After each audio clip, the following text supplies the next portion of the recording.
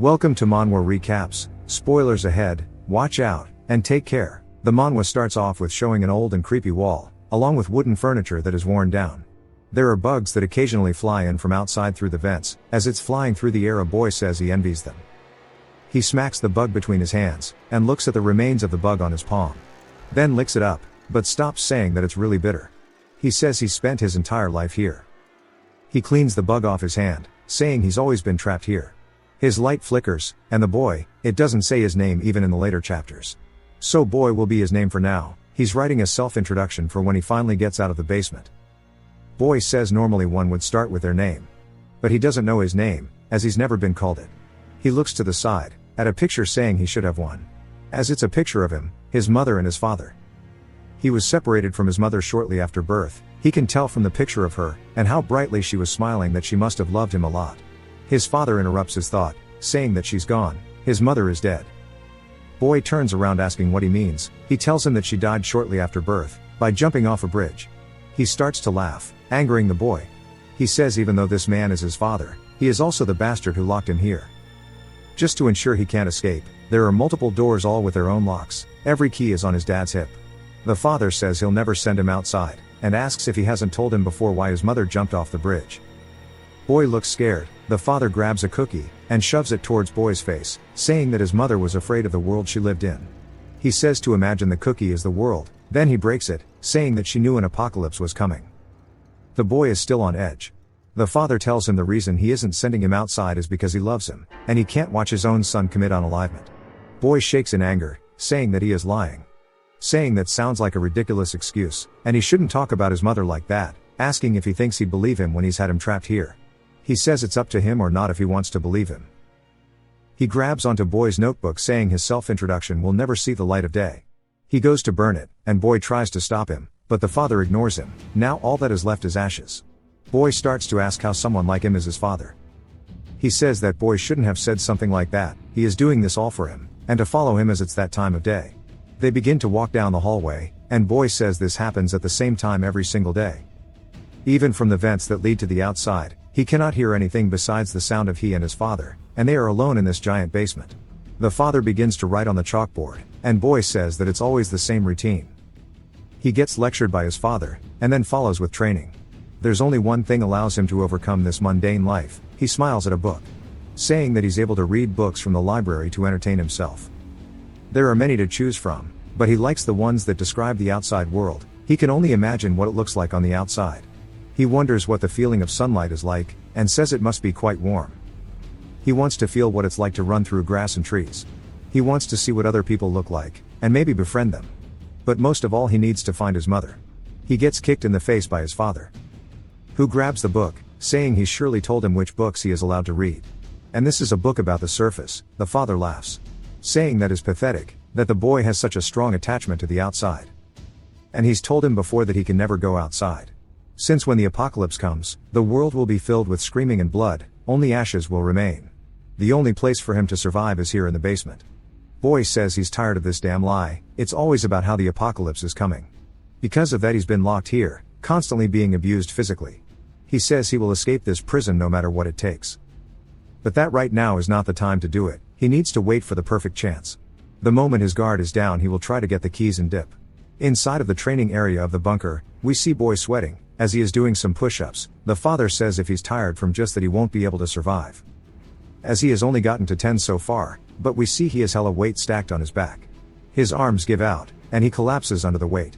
He is gassed out, and his father approaches him. He stretches his hand out toward him. But Boy is confused. He sees his father seems caring and asks him why he is helping him. The father grabs his arm and yanks him up, saying he never said he was helping him, while kicking his feet out from under him, causing him to roll towards a mirror, crashing into it back first. The father says if someone reaches out to him he should never trust them. Always be wary of humans, especially during the apocalypse. Which is what he's been training him for, and the combat techniques will be essential, as he needs to be able to survive with just his bare hands. But he realizes that Boy isn't listening to him, as he has been unresponsive. He says that he's weak to have collapsed from that. He turns to leave, saying they can end it here for today. As he leaves, Boy's eyes fill with opportunity. He says this carelessness is what he was waiting for. He jolts up, grabbing a piece of glass. His father still hasn't noticed. Boy begins to run at him, then puts his feet together, exploding forward saying he can kill him and escape. As he gets closer and closer to his father's back, Boy smiles saying that it worked. Father stops moving, as Boy gets closer. Boy has made a mistake in his plan. The father looks down at the floor to see a shadow behind him, and it's revealed that he never dropped his guard to begin with.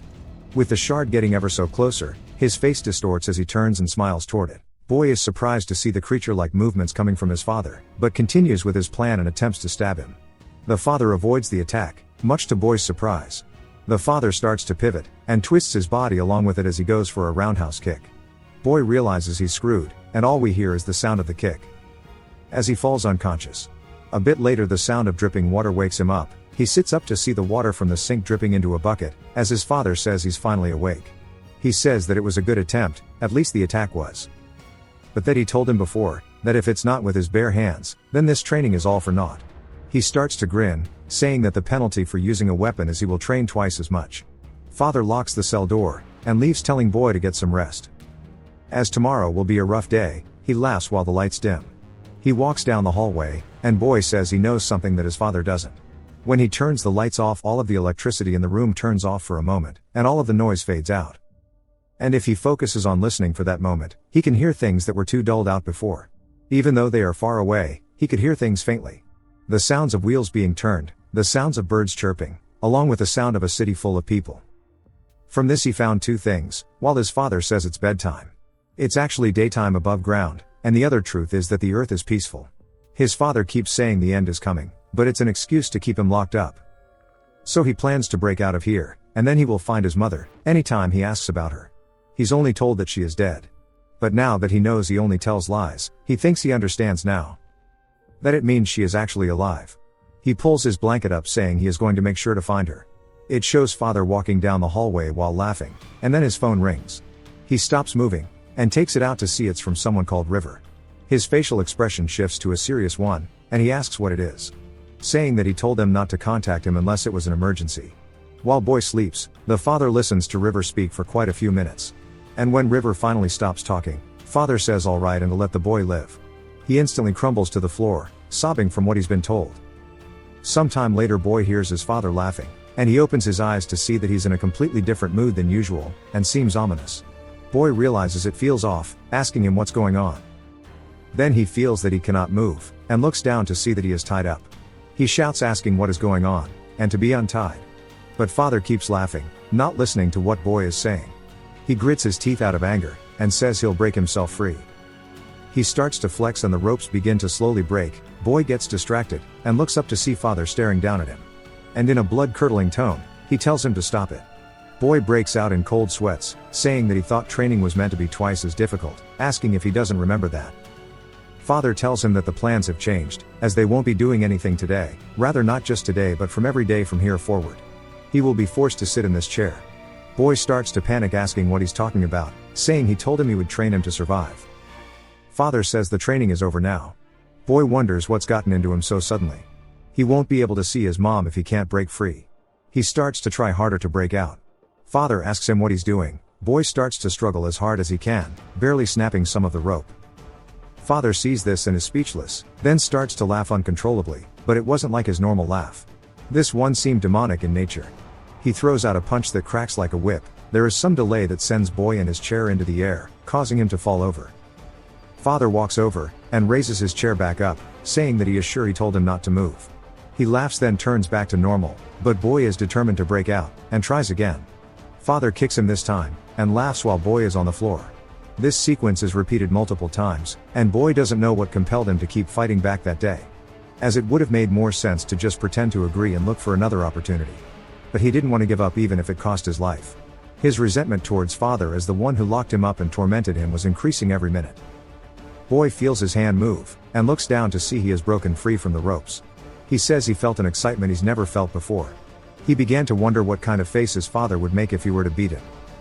He smiles and turns to look at him, but instead is greeted with his father already having closed the distance. He thought that his father would be angry that he broke out, or maybe even worried.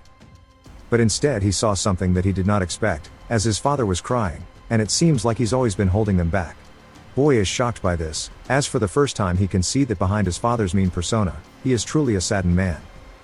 Boy wonders why he's looking at him like that. He doesn't even try to avoid the attack. After being hit, he begins to lose consciousness, and sees his father walks up to him, and in a shaky voice says he hopes he can understand. He begins to recall his father's words. He says to always keep in mind, and among all of the survival tips, the most important rule is to never leave the basement. There is no safer place than here. It has thousands of defense mechanisms, and will maintain itself for 126 years. And it has plenty of food. Trying to leave a place that has everything prepared is just asking for death. The end will find them without warning, so he mustn't leave the basement. He starts to wake up, and stands back up seeing that his father is nowhere in sight. He says it's never happened before, and the only time he disappeared was when he would lay down to sleep. He says that he was acting really strange yesterday too. He sits up against the wall, saying from the repetitive lifestyle to the current situation he couldn't understand. He knew that something big was about to happen to him. The gears stop turning, and he says his hunch was correct as the door opens. He sees every single door down the hallway has now been opened, with nobody in sight. This is a chance he couldn't pass by. He bursts out into a sprint so he can take the once-in-a-lifetime opportunity. He begins to run past the door, and through the hallway. He says by now father would have stopped him if he were here. But since he hasn't, it means he isn't. He keeps running until reaching the ladder at the end, and looks up saying he's found it. He begins to climb it, and hopes that it's bright outside. Right as he gets to the top, he removes the cover and we hear the sound of cars. He pops up out of the hole. His eyes are closed due to it being so bright, but he slowly opens them and is in complete shock. To see just a normal cityscape in front of him, with people all over. Just walking around peacefully, living their lives. His heart starts to beat loudly. He's finally made it out. A man walks over, asking why he is in the middle of the road. Boy turns and is happy to see another person. The man wonders if he's got something wrong with his head. Boy realizes it's too early for this. He can't let his guard down now that he's escaped. As father might realize he is missing, so the best thing he can do now is just run and create distance. As he runs through the city, he says he's dreamed of this all of his life. To escape from the basement, and to be truly free. Up until a few moments ago it felt like an impossible task, but somehow it still feels odd why it just opened so suddenly. He stops moving, to wonder why. He thinks maybe it was a system malfunction, but there's no way it would open solely because of that, as father wouldn't make mistakes. Which makes him think that maybe opening the door was his father's intent all along. He shakes his head saying no way, as he was the one who made the rule of never leaving the basement. Boy looks around to see people living their lives like normal people, students, kids playing happily and just smiles all around. He realizes that these could have experiences he would have had, if his father had not lied to him. There is no apocalypse, just peacefulness. Boy says he knew the worries about the end were all just pointless. While everyone is enjoying themselves, but all of their laughter began to be drowned out by the sound of wings flapping, and only one thing echoed throughout Boy's head. That was that the end finds them all without warning. Birds fly up in the sky, and everyone looks up at something in pure disbelief. A balloon blocks Boy's sight, but as it passes we see there is something in the sky above. That begins to blot out the sun. Everyone begins to wonder what is going on. From the mysterious planet thing, it begins to form a whirlwind. A closer look at the planet shows there are multiple of them forming all at the same time, going straight towards Earth, almost like tentacles. As it gets closer they begin to panic. They ask each other what it is, suggesting maybe it's the moon. Boy asks if everyone is dumb, or if they just cannot see that bright light emanating from it. As it is a monster's eyes, glaring at them all. But it's not just one, as those tentacles that formed are thousands of monsters all charging together, forming into them. As it gets closer and closer, Boy recalls his father saying to never leave. But that there is an exception to that rule, which is when the basement's location is exposed to the enemy. For some reason the monsters head straight into the basement before even going to other parts of the earth. Which means that Rule 1 no longer applies. The monsters charge through the basement, heading to the very end. With them being crammed inside like sardines, the others begin to spread out among the surface. The winners of the Darwin Award all sit and stare at the sight, until one of them is picked up by a monster and pulled towards it with its tentacles. The man screams, but doesn't even try to escape the monster's clutches. And is greeted with the monster's mouth ready to eat.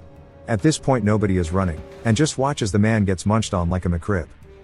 With only his head being thrown across the ground, landing in front of the crowd. They wait for it to roll over before the fear and panic set in. They start to scream and everyone begins to run asking what the hell is going on. Some of them start to fall down, and we see a socially unaware kid listening to music. While everyone else runs past him. We see something flying in from above. And it turns out it's a rock being thrown by this giant guy.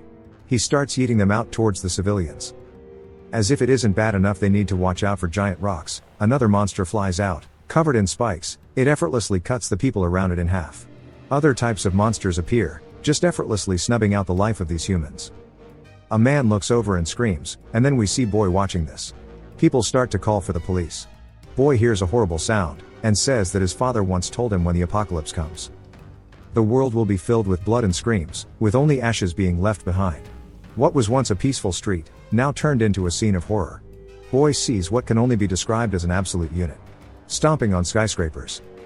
As if the monster parade didn't cement the fact their ordinary lives are over. This behemoth stomping out buildings, and destroying the terrain made them understand the world is doomed. Just look at how much of the city this unit stomped out, with even more monsters descending down into the ruins of the city. Boy says that his father was right this entire time. He starts to wonder if his father wasn't lying to him after all, and maybe his mother is dead. He begins to freeze up as everyone behind him gets engulfed into the wave of monsters.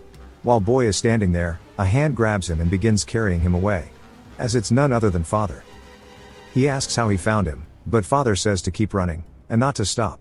The monsters get closer and closer. The man behind Boy begins to get turned into a chew toy. Boy starts to pant, as he and his father round a corner only to see even more monsters. Father leaps over a railing, saying to follow him closely. Boy does so, and they start to run against the crowd. Towards a bridge off in the distance, monsters of all shapes and sizes begin to eat the civilians around them, and some seem to just kill for seemingly no reason. Boy keeps running, but some more Darwin Award winners stand by and stare at the monsters. They consume everything behind Boy and Father. And as they get further up the bridge, Boy turns to see there aren't any people left behind them, as they have all been caught up in the monster wave. He tells his father they'll be catching up. Father tells him to keep running, and it's the only way to leave the city. The bridge is over a giant canyon, probably left from the unit. Below them the monster wave sweeps up everything, but turns and starts heading up the bridge now. He tells Father about this, but then gets stopped in his tracks. As a monster has latched onto his foot, it starts to squeeze, and begins to damage his foot. He grunts out of pain, but says if he doesn't get it off now, he will die. But Father pulls up with a car door, and uses it to cut the monster's arm off, causing it to scream, and fall off the bridge. Boy starts to grasp his ankle, and Father gets close to him, seeing that his foot is decently injured. The bridge begins to shake, as the wave is still charging straight toward them. Boy starts to stand up, saying he needs to run, but the more he does the more that he realizes the gap between them seems to be shrinking. And no matter how much he runs he won't be able to escape. He falls over, and as it gets closer, he looks up to see Father staring at him. He tells him to go, saying he can save himself at least. Father begins to take steps, and Boy says this is what he expected, as his father always ignored him. He thinks it's over, but his father reaches his hand out. Asking why he isn't getting up, Boy is confused. Asking why he isn't just leaving him and running away. Since he cannot make it far even if he runs, Father tells him he can survive, since he has a plan. Boy is surprised, saying there is no way he has a plan. Father looks at him with a trusting face, and Boy closes his mouth, recalling his tears. Then grabs his hand. Father pulls him away, saying to run. As Boy begins to, he turns to ask what the plan was. He feels something in his hand, and Father yells at him that there is no time, he needs to escape the bridge now. Boy says he got it, and begins to run. The closer he gets to the other side, the more violently the bridge begins to rumble. He sees shadows, and turns to spot the bridge's beam supports breaking due to the weight of the monsters. And that the cables also snap, as it falls into the canyon below, sending some of the monsters, and presumably Father down to the depths below. Boy stands there, and calls out to his father. He wonders what happened to the bridge, or if his father is okay. He recalls his father saying he had a plan, and wonders if this was what he had planned. He asks why he would go to the extent of torturing him for his entire life. To now saving him, his legs shake and he collapses. Saying that he's survived, but now what? What's the point of him surviving? Everything he's dreamed about in the above ground life, that light has been put out. There is no peace here, there is no beauty, and his most important goal of meeting his mother is also nothing but a dream. He begins to cry, saying he wanted to ask why his father went so far to save him. He asks what he is meant to do next, as this is a hell worse than the prison he grew up in. He recalls his father helping him, and giving him a note. He looks at his hand, and slowly opens it to see what is written. He stops crying after what he saw, and he stares at the remains of the bridge. But a monster then starts to crawl out of the cliff. Boy gets scared, and turns to run but feels nothing but pain in his leg. He grabs onto the railing, and realizes the monster is getting closer and closer. Until they both end up falling off of the bridge. Boy rolls along the ground, the monster also decides to play on the floor too. Boy tries to stand up, but he can't since his stamina is at rock bottom. The monster starts to sit up, and he says he cannot run from it. He starts to think that he is going to die like this, but now his light is reignited. He has hope again. He begins to cry while looking at the note, and he wonders why his father is only telling him that his mother is alive now. The monster stands up. Now that he has something to hope for, his body begins to surge with adrenaline. And he stands up saying he wants to live. He won't give up, he will find his mother. But first, how the hell is he meant to handle this monster in front of him? He recalls a lesson from his father and how humans won't be able to survive, since they won't have the power of knowledge to survive independently. The monster runs at him, while father says even if they survive, it's just a matter of time until they die. The monster goes for an attack, and he asks his father how he is meant to deal with it. Since if what he said is all true, it means that he will be unable to do anything, and just accept his death. As the fist gets closer and closer to his face, time begins to stop for Boy. As his father asks if he's forgotten everything he's taught him. All forms of countering begin to flow through Boy's mind, and he sees the fist and avoids the punch, and jumps behind the monster. But due to the momentum from the punch, the monster has to stop himself from sliding off the cliff. Boy is surprised he managed to avoid it. And he sees the monster is ready for round 2. But recalls his father saying that he is built differently. The biggest difference between him and others is that Boy knows exactly what he must do to survive, as that is all he has been taught. Boy stops shaking and calms down, lowering himself down into a fighting stance. Ready to fight. The monster charges toward him, and he looks ready. It comes with another punch. Boy slides underneath the punch, stopping himself by the spike he saw earlier. He grabs onto it, and pulls it out of the ground. He charges at the monster, who turns to grab a hold of him, but Boy evades the attack, and with the spike in his hand, he grabs onto it, and turns to stab the monster straight through the head with it. It cuts to a different area, with monsters having completely taken over the city, or well, the rubble that remains of the city. In the underground we see some survivors, and they are saying the cops should do something by now, as it's been 4 days. They say they are lucky to be able to hide here, but that their food supplies are running low. The girl looks at her friend, and he doesn't say anything. As he says if they stay hopeful maybe something will change. A guy tells her that she's making everyone uncomfortable. She says she isn't speaking loudly, and he says that's not what he means. As we see, her friend is most likely already dead.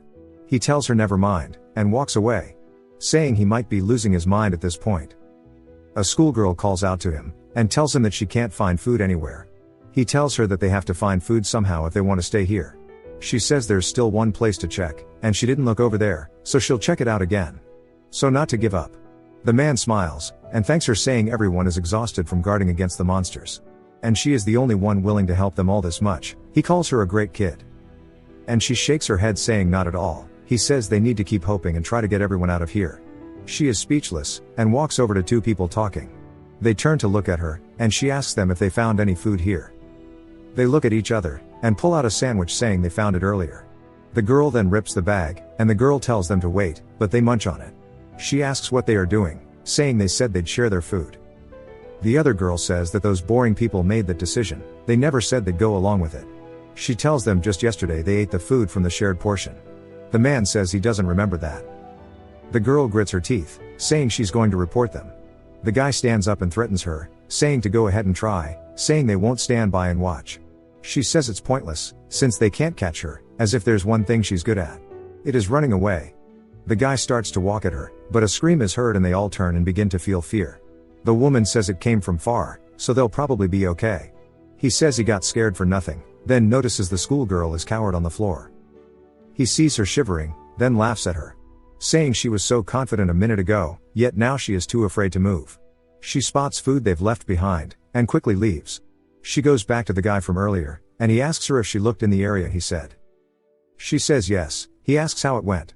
We see the food in her pocket, but her stomach growls and she tells him that she found nothing. He says that he isn't surprised, and what is important is that they are alive. But of course that won't last for long as a monster bursts into the room. The schoolgirl is knocked down, but sits back up and is in fear as she sees the monster behind the man. He crawls and stretches his hand out toward her, begging for help. But she runs away saying she's sorry. The man tells her to wait, and she says that she told him before she isn't a good person. As he gets turned into a chew toy. The couple from earlier start to run as well. They spot the schoolgirl running straight toward a monster. The woman says it'll be fine as they can just use her as bait. She keeps running forward and the girl calls her an idiot. The monster swings down toward her, and she sees this. But in her eyes she hasn't given up. She dives forward, and rolls past the attacks, going into a handstand roll. The others are surprised, as she has even landed all of the acrobatics. He recalls that she said she was good at running away, and how she wasn't bluffing. Then they get eaten. We see her finally making it behind some cover, and is gassed out. She falls to the floor, and hopes the monsters leave her be. Then she looks over to see Boy sitting there too. She screams and pushes him over, thinking it was a corpse. But he mumbles, and she realizes he is alive. But right in front of them is a monster. She wonders if the monster heard her scream. It starts to crawl toward them and she shakes in fear, but sees Boy still laying on the floor. She grabs him by the collar, and drags him away from the monster, hiding the both of them. It starts to leave, and she says thank God. It's gone, and sighs saying she's alive. Then looks down to see that Boy is awake now. She screams again, and he jumps away from her, asking who she is, and what she was doing to him. She is confused, but all he can hear is his father's words about not trusting anyone. She asks what he means, saying she hid him from a monster. But he says that father is probably right, and he shouldn't get close to humans. He asks her how he can believe her, but his stomach growls and he drops to the floor. He says this isn't good as he's hungry. He ate something 5 days ago in the basement, and he's reached his limit. He's been taking breaks to preserve his energy, but now Hess ran into a human. She tells him she has no food, and he asks what she's talking about, since he didn't ask her in the first place. She says that he just looked hungry, and she told him in the first place. The food falls out of her pocket, and she begins to sweat nervously. He asks her what that is, and she starts to think of a cover-up, but he genuinely has no idea what it is. But he gets hungrier while looking at it. Then he asks her if it's food. She quickly says no. He says he must have been wrong then. But she keeps trying to cover it up, and says he's an idiot for not recognizing food. And she can probably get out of here. He then calls her a liar, asking if she thought he'd really believe a human. She is lost. He says that she'd be wrong to think he'd trust her, as all humans lie. She realizes she underestimated how smooth this dude's brain is. Boy says judging by her reaction he can tell that it is food. He needs it, and if she doesn't plan to cooperate he'll take it by force. But she hands him half of it, saying that it's exactly half. She cannot give him any more. He wonders why she is sharing, saying that this just puts her at a disadvantage. She says he needs to pay her back 4 times what she gave him and not to forget it. He says okay, and starts to eat his half. Then he goes to leave and she asks where he is going. He says now that he's eaten, he is moving. She asks where in the hell he'll be going in this situation. She tells him that this is her neighborhood and she knows the place well, so she is sure there's nowhere to go due to monsters. She bumps into him, and asks why he stopped moving. He asks if she really knows the area well. She says yes, and she grew up here. He then asks if she knows where the subway is. After a bit of sneaking around, she wonders how she ended up in this position. If she'd have known she would have shared her bread with him. But she's curious, and asks why he wants to go to the subway. He tells her because it's safe there, it's concentrated in goods for survival, and it's a route for them to travel without the eyes of monsters. And most importantly that the subway makes it hard for the monsters to detect humans. She says he's strange, and she speaks like he knows something. And it's odd he didn't recognize bread earlier. She says that they are here, but she is confused, saying she's sure it was here at least. He asks her if she is trying to deceive him. She says that this obviously isn't the subway, but she's trying to find the entrance. She tells him to wait here and she'll find it, but gets jump scared by an old man telling her to be quiet. He says he came here because he heard something, but didn't expect it to be humans. Boy asks him who he is, and he says that's rude, and they can have their introductions later. He tells them to follow him, but the girl asks where they are going. He says they were looking for it right, and he guides them through rubble and down the escalator. To reveal that it's the subway they were looking for. The girl says there's a lot of people, and it's surprising to see so many people here. The old man says he can't forget about that moment. To think monsters would appear so randomly, he knew there'd be nowhere to run, but he found this place while escaping. It was sheer luck, but he's been scavenging on the surface looking for medicine, which is why he heard them talking. Boy looks around saying he planned on making a subway in the base, but there's so many people here. He can see all types, those drowned in despair. Those who seem to show their evil sides, and there's even someone he can't get a read on here. The more humans there are, the more risk factors he will need to manage. But among them all there is not one who could truly put him in any sense of danger. He can instinctively tell who is dangerous, just like with the monsters on the surface, and also like his dad, he can sense an aura, so to speak. But nobody here gives off a dangerous feeling, so maybe it'll be safe to stay here. Since none of them can actually harm him, and even if they become enemies. But his thought is cut off by the old man saying it's time for introductions. His name is Huang Baum, and he is a doctor.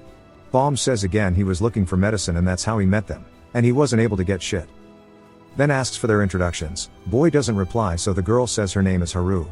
Baum says that's a good name, and judging by her clothes, she must go to virtual middle school. She says that's right, asking if he knows it. He says of course, as his hospital was right across the school near the mall. She says she doesn't remember a hospital being there. Bomb looks at Boy and sees his clothes are all raggedy, and says he's clearly been through a lot, then asks for his name. Boy says that he doesn't know what his name is. Bomb is surprised, and Boy explains he's never had one. Bomb thinks it's a joke, saying he can tell him next time and laughs. A man quickly enters saying things have gotten worse. We see an injured man leaning against a wall, and he's glad to see Bomb. Bomb says he can see that it's bad, and while they stopped the bleeding last time it's progressing faster than expected. He says they need to do surgery now, or else he'll be in danger due to the infection. He shows he has the surgical tools, saying they must do it now. He goes to disinfect the wound, and Boy says he's read about doctors in books. A job that treats humans for a price, but now in the apocalypse they can't exchange money, so he asks Bomb what he is receiving as his price to treat them all. Bomb looks surprised, and says that he doesn't need something like that. They are all surprised by his answer. He says it's a doctor's job to treat those who are hurt, and not to worry, as he's rarely failed a surgery. The man tears up saying he's so thankful, and he hugs him. Boy is confused, asking why he is helping him without anything in return. He wonders if humans are stupid, or if they do this kind of stuff. Bomb tells him to be careful not to open his wounds. The man thanks him, then sees that on his jacket it says he is a veterinarian. Bomb tells the man it's time to get started, and it might hurt, but he can't help it. The man starts to panic, saying to wait a minute and he doesn't want this. Bomb says he has to do it, or else he will die. The man asks how a veterinarian can perform surgery on humans. Bomb says of course he can, since humans are technically animals. The man tells him that he doesn't want this anymore. Bomb says he needs to calm down before his condition gets worse. He says he needs anesthetics, and a girl tells him they don't have anything like that. Bomb leans over, picks up a brick and tells the man it's time for the night-night juice. Boy says he was wrong, humans are definitely dangerous. Boy wanders off, and finds somewhere quiet. Saying he made the right call in not watching the surgery. But wonders what to do now, saying all he has left is a picture, a photo taken during his childhood and a note on the back that says she is alive. But he has no clues on how to find her, but when he looks at the photo he feels uneasy. Because in the background of the photo there were some unnatural alien-like flowers. Even when he was in the basement he thought it was strange, so he looked into flower books to learn more. But couldn't find any information on the flowers in the pictures. If that flower only grows in a specific area then he might be able to find out where the picture was taken. In order to find that out he has to find someone who can identify the flower. It's his only clue, so he needs to make sure not to lose it, and he needs to ask everyone about the flower. A bug flies by his face, and he smushes it like earlier. Then goes to lick it like last time. He says this is hella bitter again. Inside of another room a girl turns around and tells her boss she gathered everyone. And he says it's time to begin. He tells them to wrangle up any others, and if they refuse use whatever they can to get them here. The civilians all wonder why they are gathered here. One of them asks the guy why he's gathering them all here, and manhandling them without any explanation. The guy ignores him, and he keeps yapping.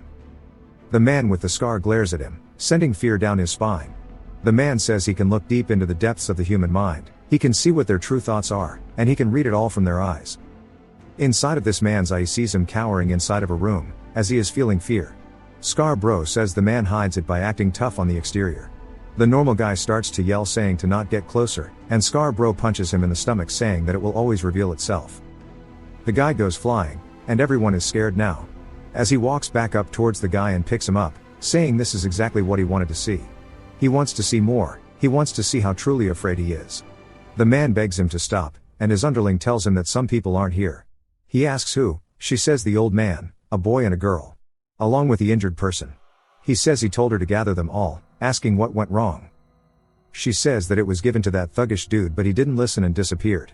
Scar says they never could get that guy under control, and he'll do it himself as he wants to look into their eyes when he finds them. She asks what to do with the one on the floor. Scar says to throw him out. The man says they can't, and he'll do whatever they ask. Scar starts to walk towards Boy's area.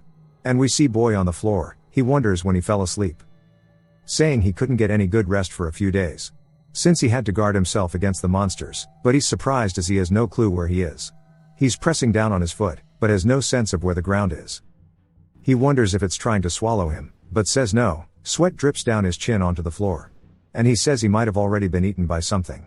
It begins to wrap around his arms, and goes for his neck. And he tries to escape, but it encapsulates him. Blocking his exit off, he screams awake. He realizes it was a dream, and says it felt hella real. but sees Scar and his boys in front of them. He asks who they are. Scar says he has 2 minutes, and if he doesn't get to the center of the station, he'll expel him from here. One of his henchmen says he better get going now, or it might be too risky. Boy stands up, and Scar says he was curious to see who the ones hiding were, but it seems pointless. Boy asks if he plans to expel him. Boy asks how, and one of his henchmen start to bark at him. But Scar stops him, saying this is the fun way. He tells him to look at him. He starts to look into Boy's eyes, saying he wants to see his true emotions. But Scar starts to feel something overwhelming from him. And is speechless. His henchman, will call him Mole, asks what's going on, and says Boy is in trouble now, and he should have left when they gave him 2 minutes. Boy says 2 minutes, no, 2 seconds is enough time to take them down.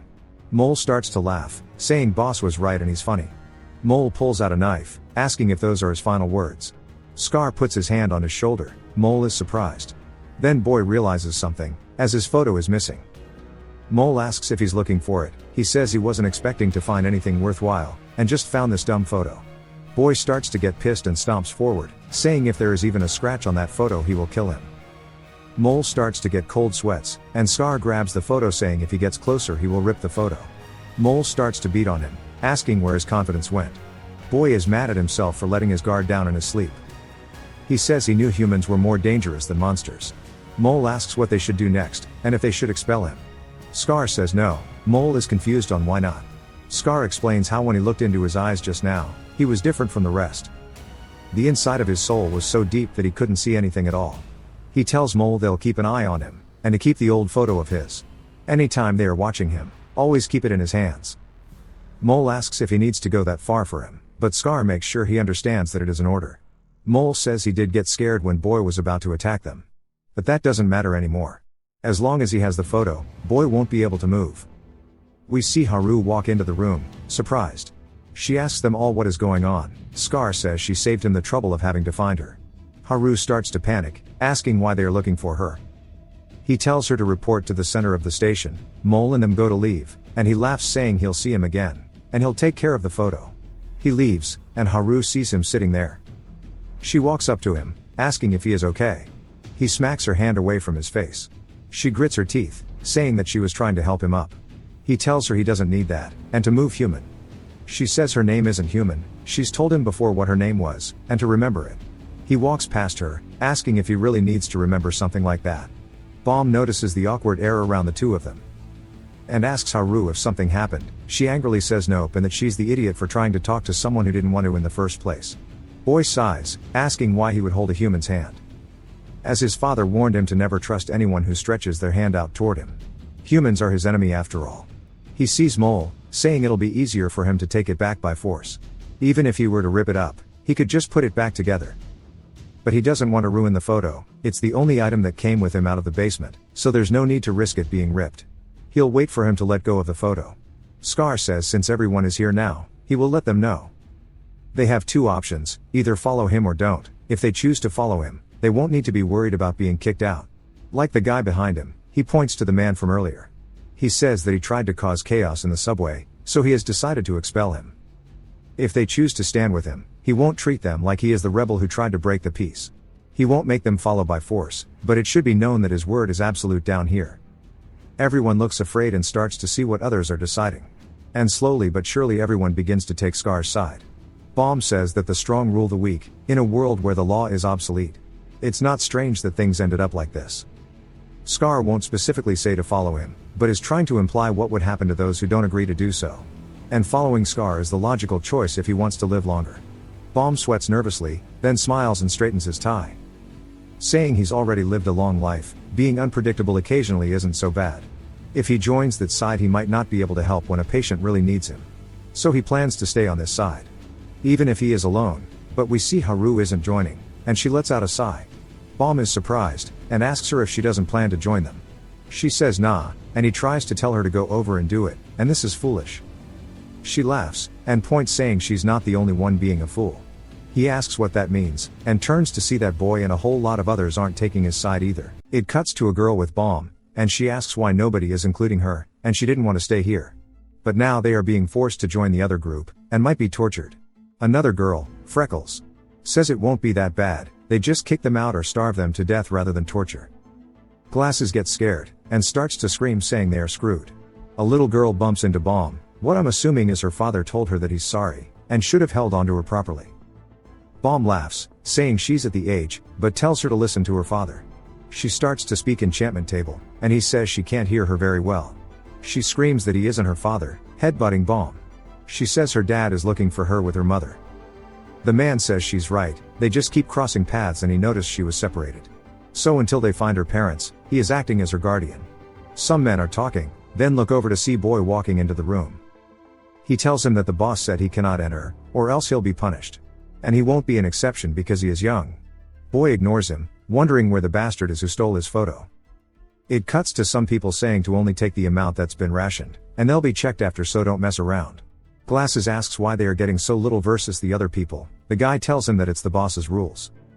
And they are stuck in the room doing nothing, so why do they need a lot of food?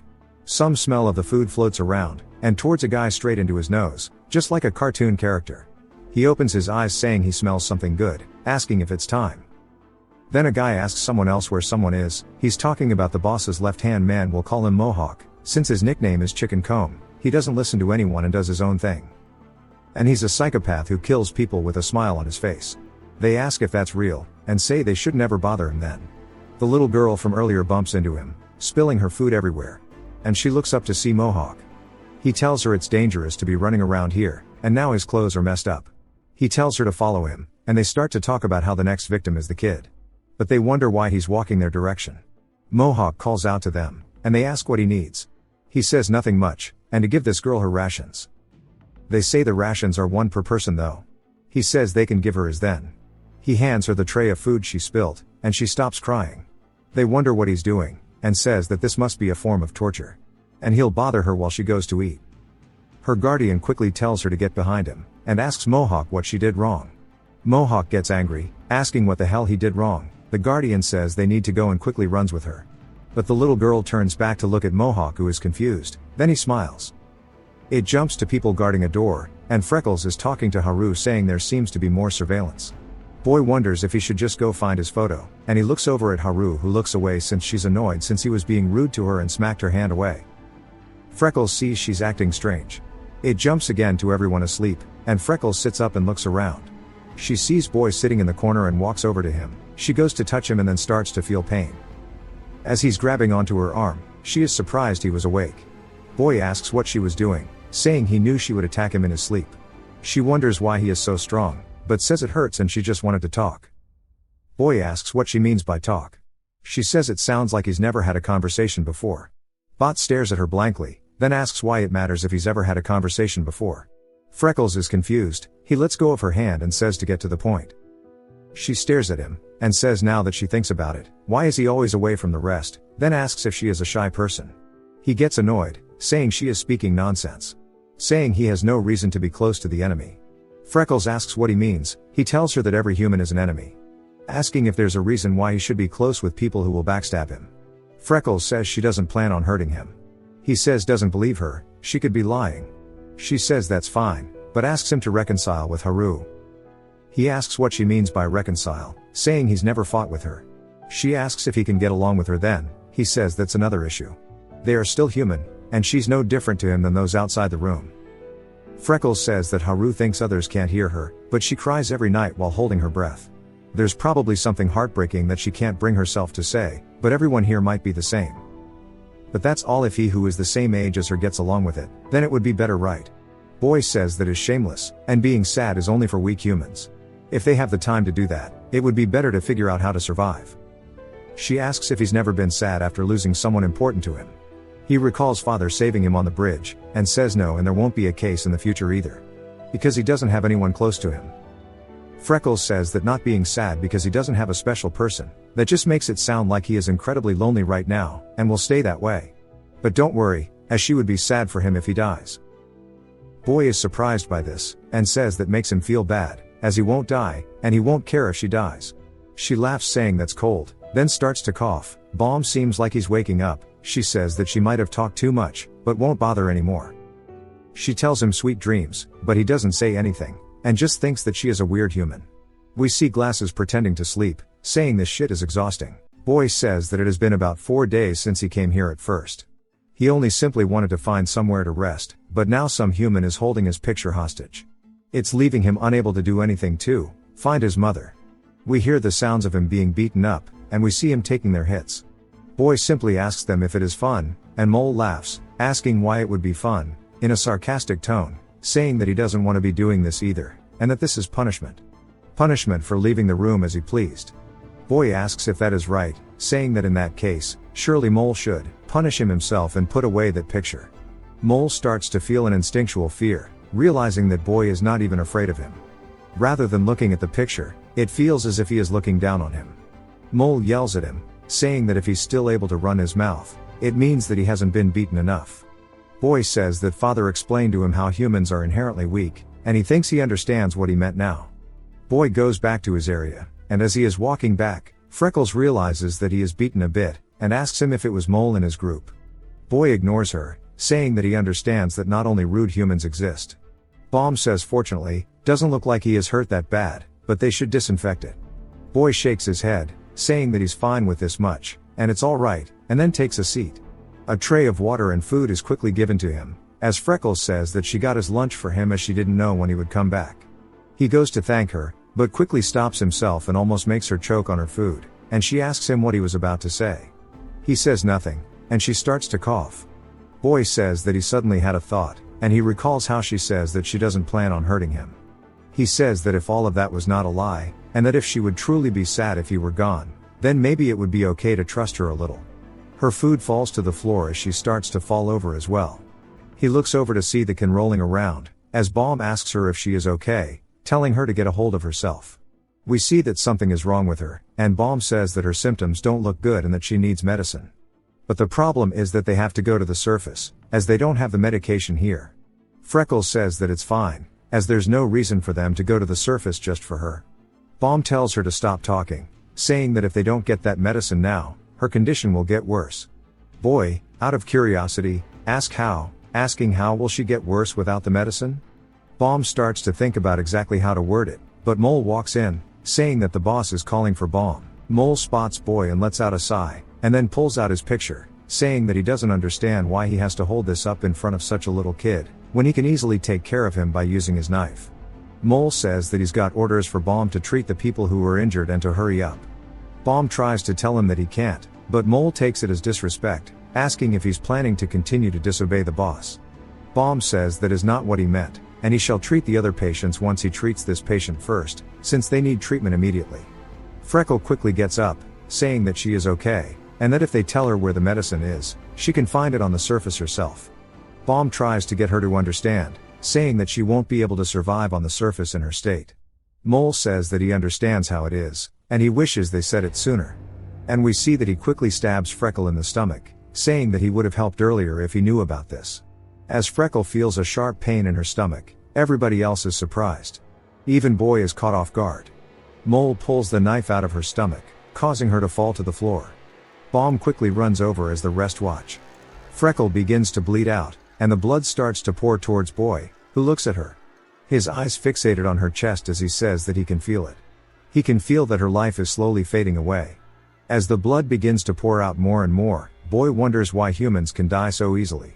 He watches as her life force begins to dim out, second by second, getting smaller and smaller.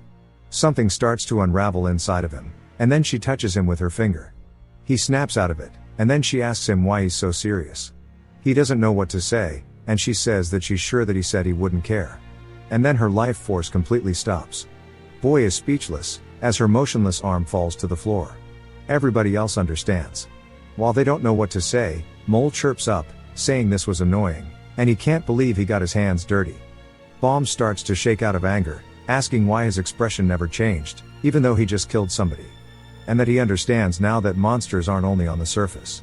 In his same annoying tone as usual, Mole says that he's being too harsh, and this is no different than him saving him. If things were left like they were, Bomb would have followed her to the surface, and he couldn't lose their doctor just because he wanted to save one human. And that everybody should feel grateful, as dying in this way is more peaceful than being eaten by the monsters. Boy is still standing over her corpse, and Mole glances over at him. Seeing that he is not moved, he begins to laugh, asking if he's scared. Saying that he acted as if he was so tough, Boy turns to him and gives him an intense glare. As he looks at Mole's hands, he realizes that he's holding a knife, and says it doesn't seem as if he has the picture.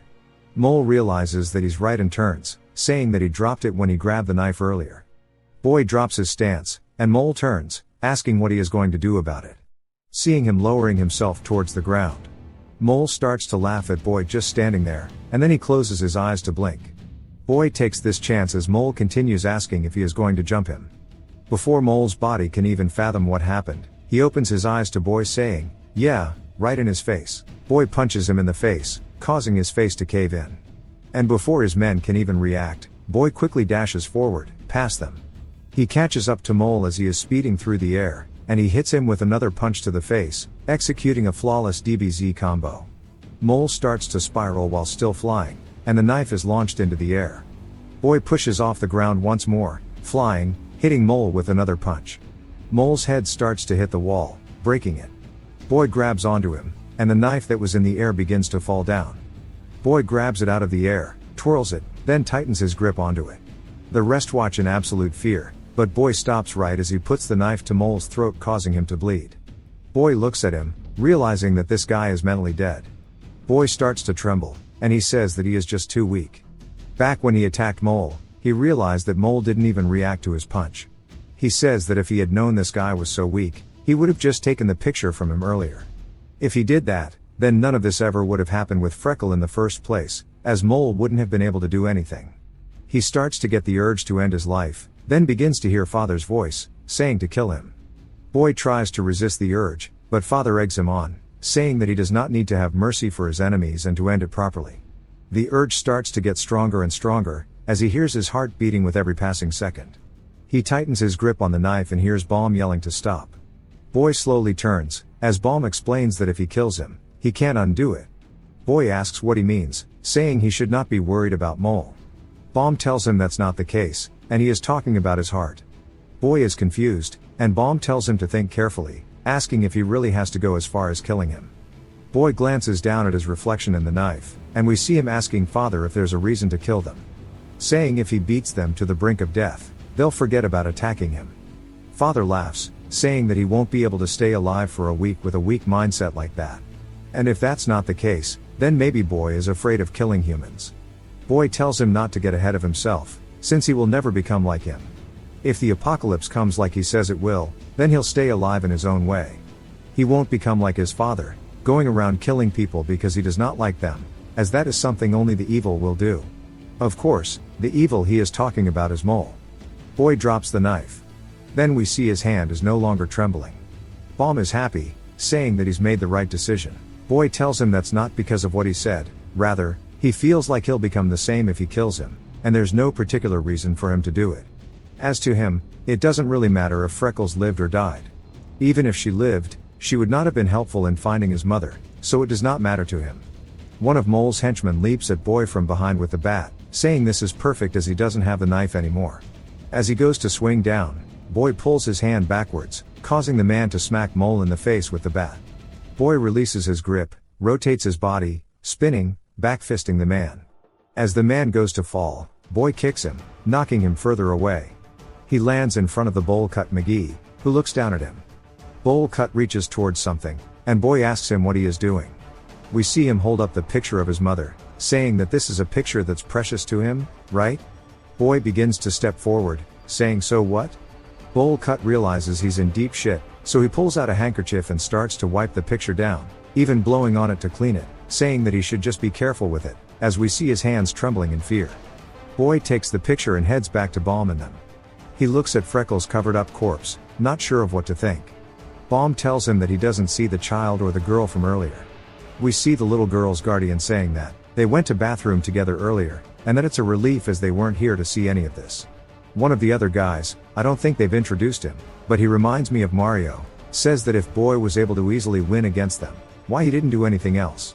Boy says that they held something of his hostage, and Mario asks if he means that picture, asking how important it is to him. In a fierce tone, Boy says it is important, and Mario starts to get afraid. Boy looks down at it, and then tells Balm that there's something he wanted to ask him. He shows everybody the picture, asking if they've seen anything like it, but nobody has seen a flower like this before. Glasses asks him where the picture was taken. Boy says he has no idea. The Guardian says that it wouldn't be difficult if they had internet access, but it seems it won't be easy just by looking at the picture. Baum then asks him why he wants to know the location. He asks why that is not obvious, saying that he's planning to go there. They are all speechless. Baum says that while he did see how he fought just now, he is surely aware how the surface is swarming with monsters, that it would be hard for him to survive out there. Boy says no, and that he can survive. And it zooms into the hooded figure.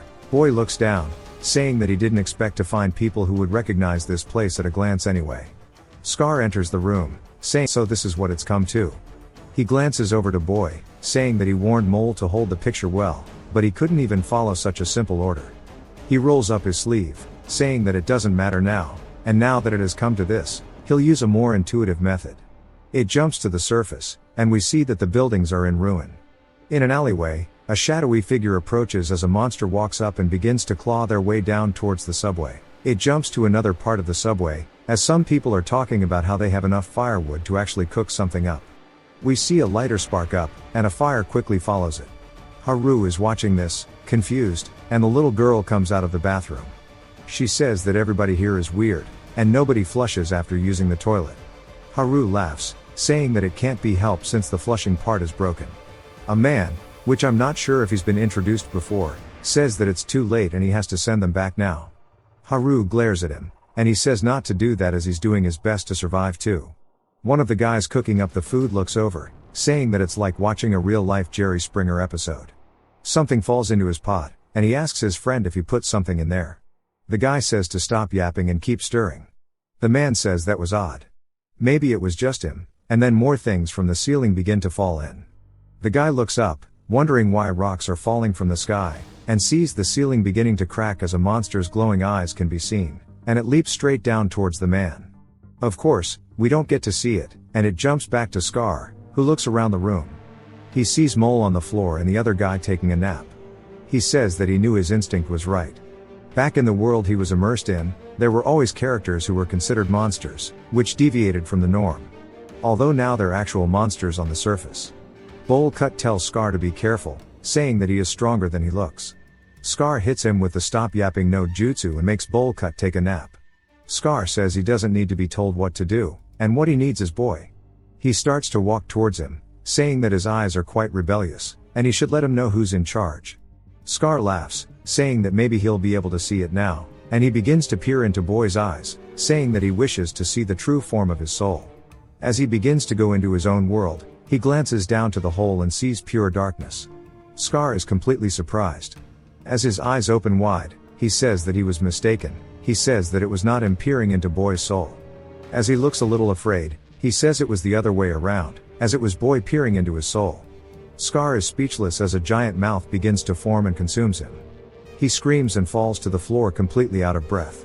His assistant asks him what's wrong, and we see that he has already broken out into cold sweats. Boy glares at him. Scar's body instinctively understands. This is the purest form of fear. Scar says that he almost got swallowed alive. Baum and them are surprised. As Scar trembles, the woman wonders why he is acting like this in front of Boy. They hear screaming, and everybody looks over as a man enters the room, covered in blood, saying that he needs help as he can't see. Scar stops shaking and looks over.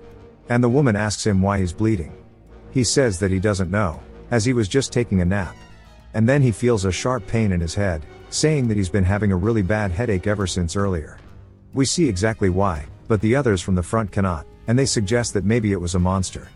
The man starts digging at the back of his head, saying that there's something in his head that won't come out. He stops moving entirely, and then instantly contorts but stands upright again, similar to a doorstop where it shakes. Everybody is completely baffled as the man's glasses break. 2 tentacles shoot through his eyeballs, stabbing a man in his shoulder. The man screams, but Scar steps forward, grabbing onto the tentacle and yanks it. As the man flies to him, Scar hits the man in the face, causing him to go flying, knocking him out of the room. The monster begins to crawl out of the back of his skull, and Scar grabs onto an axe.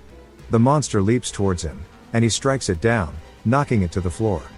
He quickly runs over to it, and starts hacking away his frustration and fear from Boy.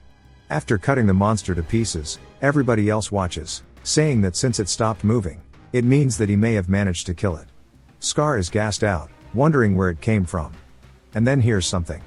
while the rest of them are tunnel visioned on the fact that he just killed one of the monsters, and that he saved them. Only he and Boy realize are listening to what is happening outside. As they could hear it coming, a monster blows the door down. Perhaps it was because they had spent too much time in the subway, that everybody here seemed to have forgotten the fact. Rather, they were forcing themselves to try to forget it. The terrible memories from the surface, along with the horrors that they would have to face. We see a bat fall to the floor. As everybody begins to panic, they all start running as it is a primal fear to escape that which you don't know. Scar grits his teeth, yelling that they need to face this monster and fight it. They stop moving, and he asks them how long they plan on running to let this all repeat over and over again. He points towards the monster, saying that there is only one of them and that it is different than before, as they can win if they all fight together.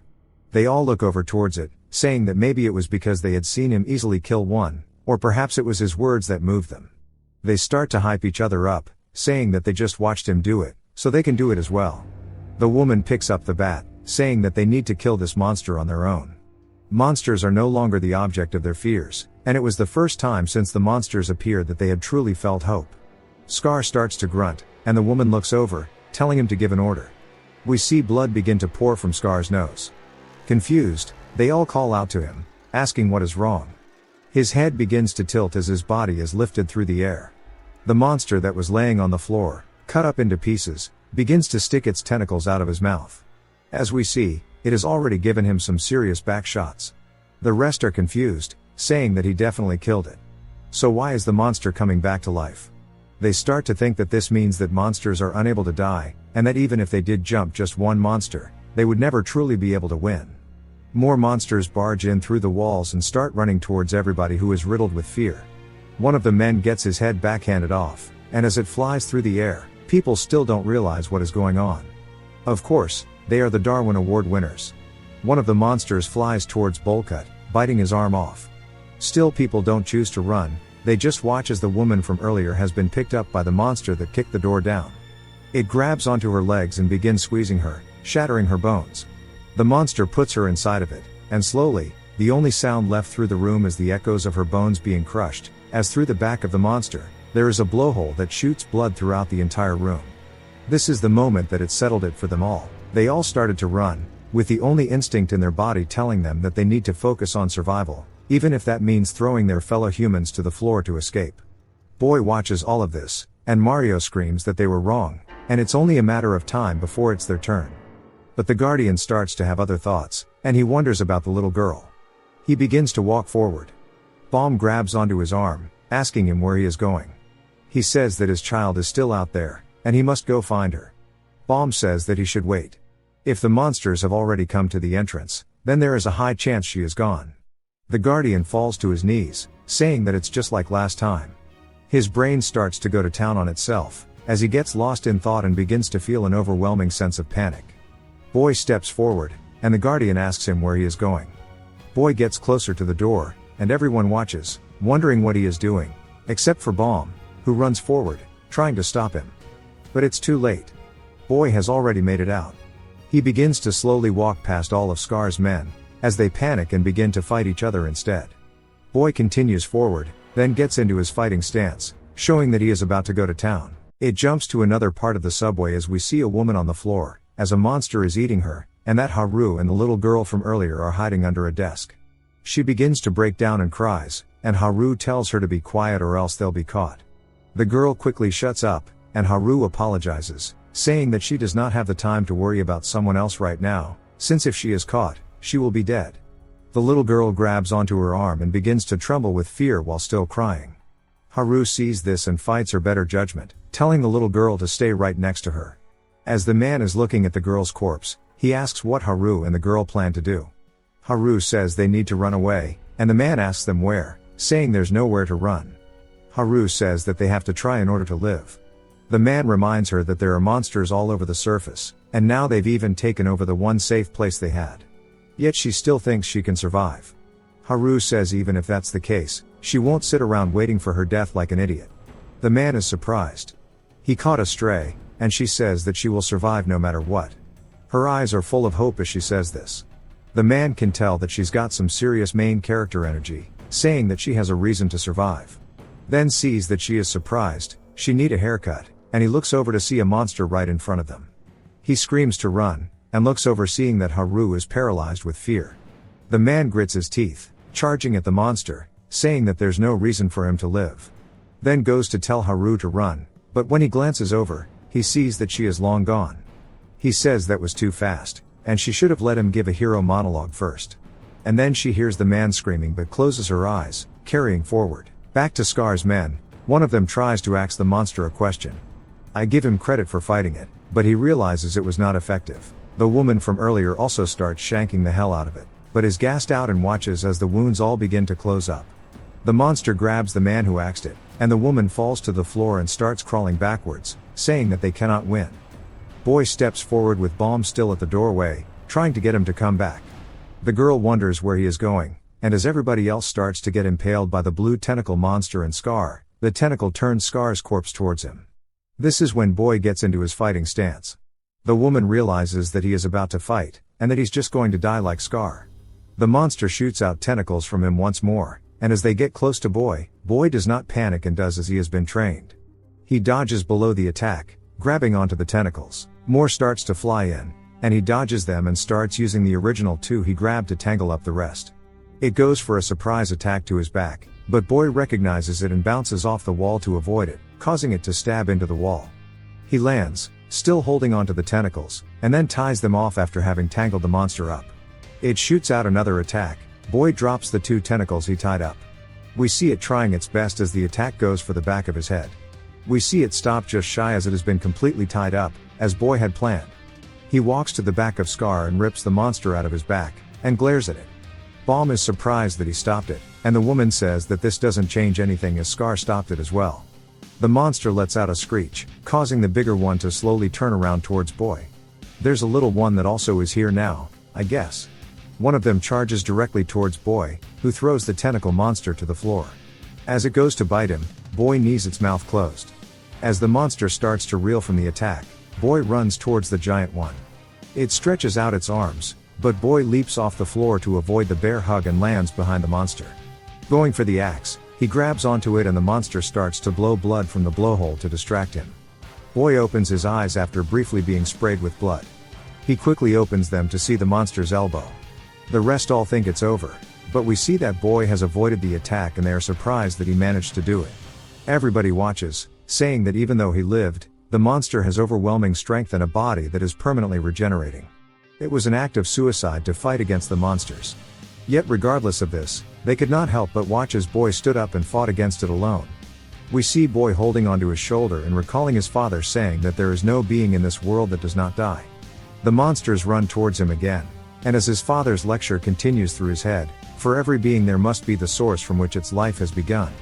The monster gets closer, much to everybody's fear. His father says to go for that. We get a metaphor for a petal being plucked from a flower. His father says if it is Boy, he knows exactly what is going on.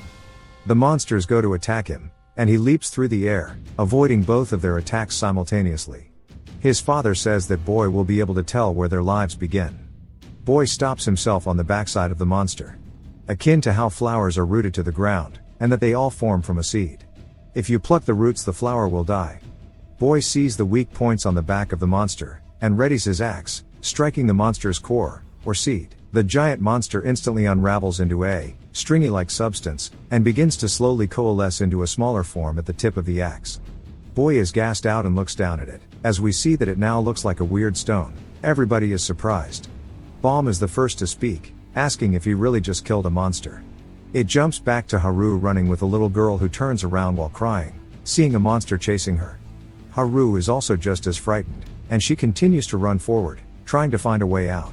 As soon as they turn the corner, she's horrified as she turns to her left to spot a budget dinosaur eating some man's feet. It catches her so off guard she loses her balance and stumbles on the ground. The monster starts to put the man down, and she begins to freeze up. She loses all rationality and leaves the little girl, focusing only on running and protecting her own life.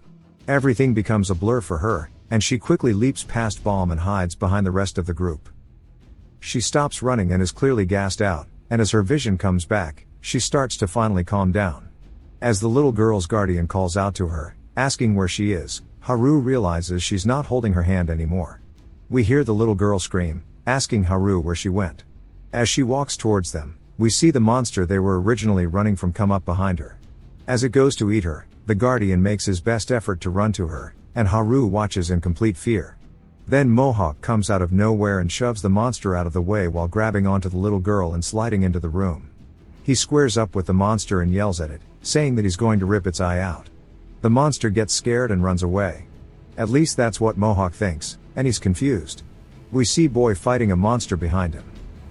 Bomb says that unfortunately, that does not seem to be the case. Even if he didn't see it, he was coming this way, saying that the reason they're safe is for one simple reason.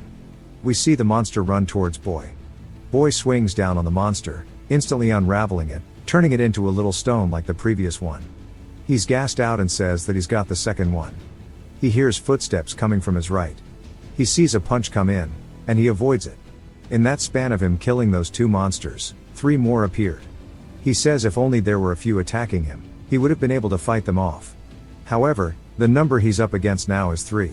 Unlike the 2 from earlier, these guys don't have blind spots. If his attack is even slightly off the mark, it will be fatal. More importantly, even more monsters will appear. If he considers the current stamina he has left, the chances of survival will greatly decrease if he prolongs this fight. In the back of his mind, he starts to debate running away. He's saying it's not hard to run away instead of fighting, and he'll probably be able to find a base to hide from. But if he's not here, everybody else is going to die. But he doesn't have anything to do with them, so there's no reason for him to fight, since humans are his enemy. He starts to recall Freckle and realizes that his thought process is wrong. While he is lost in thought, the budget dinosaur attacks him from behind, and he turns, realizing he let his guard down.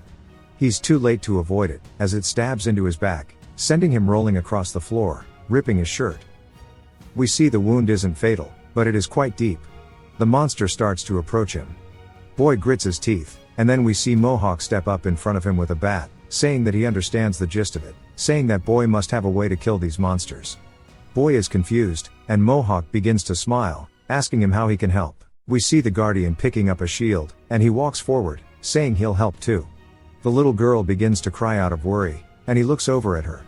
Boy is surprised that they're gonna help, wondering why humans are helping him. He asks them what they have to gain out of it. Since humans are the enemy, there's absolutely no reason for them to help him. But Mohawk says there's only one reason, and it's to survive. Boy is confused, and the guardian says that he's right. If those monsters get him, then they're all as good as dead. He stretches out his hand to Boy, and Boy just sits there, confused, staring at him blankly.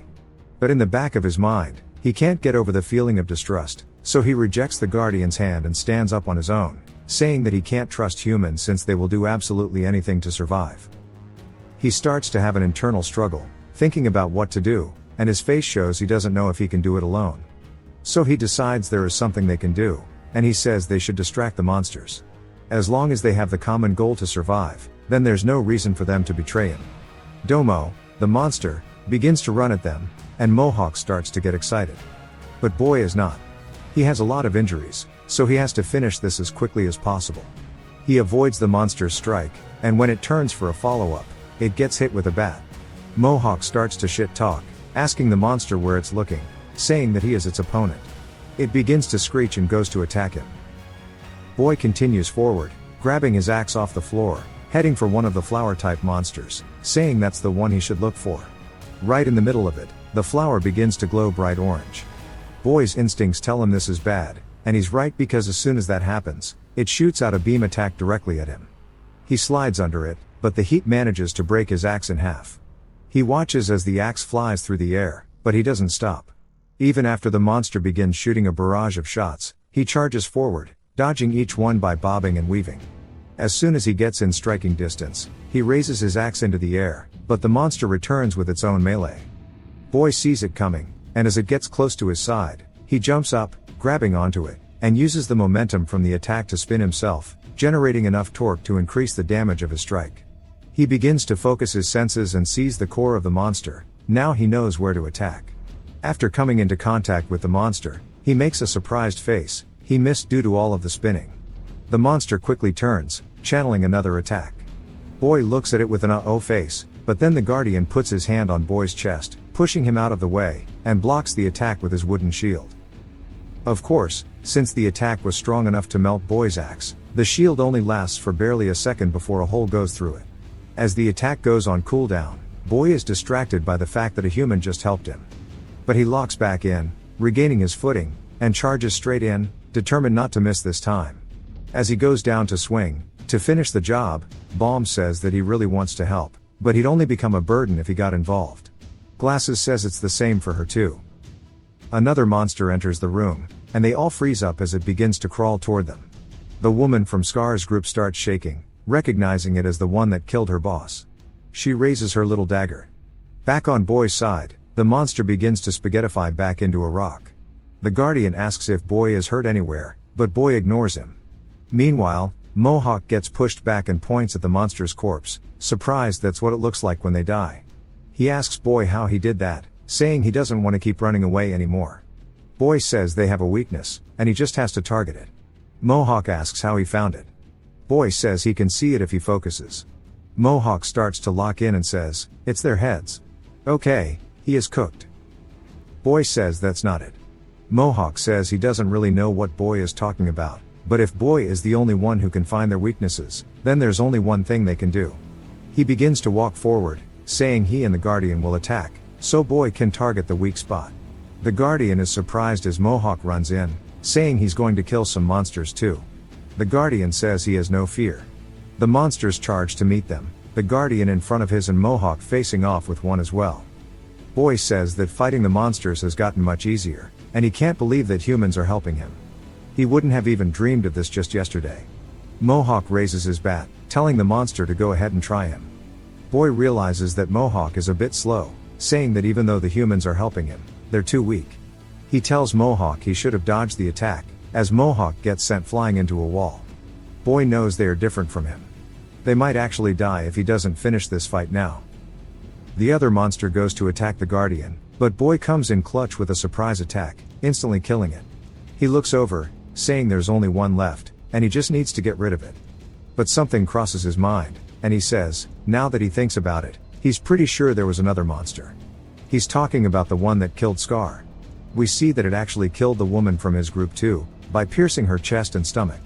Haru and the rest sit there in absolute horror, realizing they are next. The monster begins to smile as it drains nutrients from her corpse, and her hand starts to lose color. The monster's face slowly begins to grow more and more, wonder what it's draining. Then it begins to stand up, reassembling itself. Haru stands there, struck with fear, and the monster goes to attack her. She closes her eyes, only for the monster to be instantly spaghettified. We see Boy's axe in the monster, piercing its core, and Boy is panting. The monster's core falls to the ground, but so does Boy, as he is starting to lose consciousness and falls face first. The room is in utter chaos, with so many people being taken out by the monster. They're not even sure if Mohawk is alive at this point. Boy looks up at the core, sees a groove, and sticks his hand forward, touching the ball. He starts to get a weird feeling.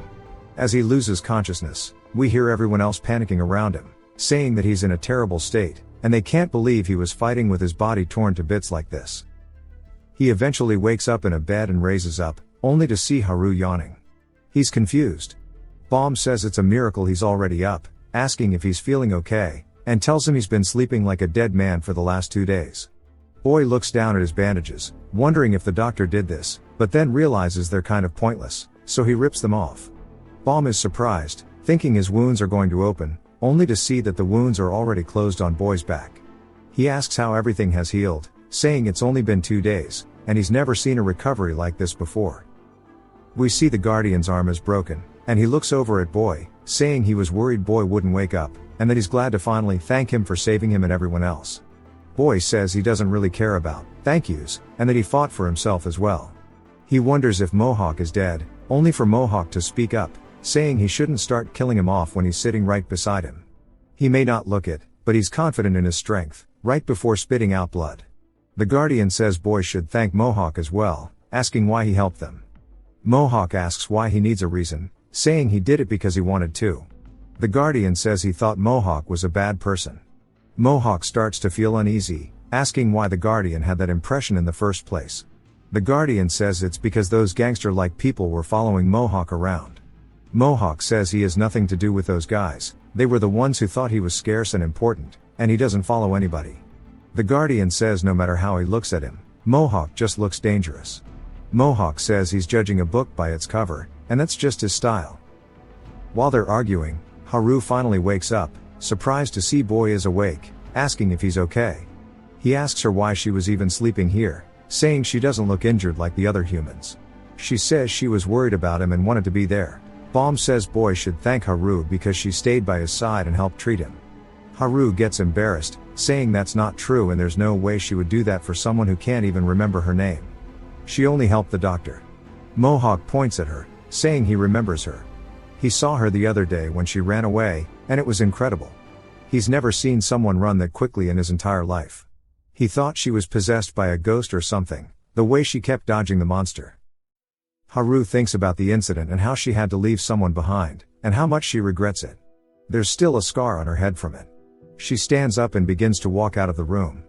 Mohawk wonders if he did something wrong, saying her reaction was weird. Boy watches her walk by, and he can tell she's gritting her teeth. He thinks about Freckles, saying she doesn't care if he suspects her, but he should at least make up with Haru. So he says her name, surprising her, and he asks if that was her name. She stands there for a second, and he waits to see what she'll say, but in the end, all she says is, yes. We jump to Bowl Cut. He says the people who survived that incident are only the 12 in this room, and over the past 2 days, they've identified a total of 43 bodies. Bomb says that means their numbers have been reduced by 80%, and that's horrible. Glasses says, according to her calculations, 78% is more accurate nerd emoji. They quickly continue the conversation, saying they discovered something strange while gathering the bodies. They were almost colorless gray, as if they were looking at mummies that died long ago. One of the women, let's call her Necklace, says other people saw this too, and there was a monster that stuck to the corpse and sucked something out of them. Glasses finds it disgusting. Necklace asks what in the world these monsters are in the first place, and she thinks they are government experiments. Haru looks over at the little girl and the Guardian sitting across from her. When she makes eye contact with the little girl, she instantly turns away, regretting how she left her. The Guardian says there are rumors that the monsters came from the sky. Mario speaks up, saying more importantly, they need to address something else, Boy's identity. They saw what he did and how he knew the method to kill the monsters. They need to get to the bottom of it. Every single person in the room begins to look over at Boy, and Boy says that for all his life, he has been receiving training to prepare for the apocalypse. After a bit of explaining, Boy holds up the picture, and they understand now that it's the only thing he brought with him. Necklace says, to be honest, that picture alone isn't enough for her to trust him, as it's something that could have easily been forged. The fact that he said he was training in a basement his entire life, along with knowing the apocalypse was coming, is all very sus. Boy starts to think that this is why he doesn't like humans. But Necklace instantly says, regardless of all that, after everything he's shown them today by killing the monsters, she's sure nobody here will doubt him after seeing what he's done. Boy is feeling mixed emotions, and out of nowhere, Glasses tries to punch him. He dodges it, and she's surprised, saying she didn't actually think he would do it. He begins to walk toward her, and she gets scared, saying that she believes him and she's sorry. Bomb says he also believes him.